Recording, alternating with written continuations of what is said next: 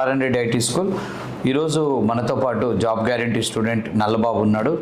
Hi Nallababu, are you?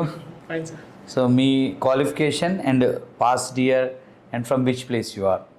నాది BTech computer science 2013లో complete అయింది సార్. ఓకే. నేను విజయవాడ దగ్గర శ్రీకాకుళం నుంచి వచ్చాను సార్. Vijayawada, yes sir. Srikakulam. Okay. Past year ఎప్పుడు? 2013 సార్. 13 అంటే 11 సంవత్సరాలు. ఓకే.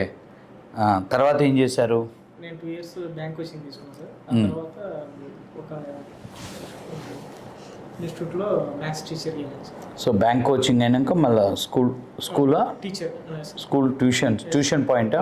లేదు సార్, స్కూలే సార్. 7th స్టాండర్డ్ వరకు చెప్పారు. ఏ క్లాస్ నుంచి ఏ క్లాస్ వరకు?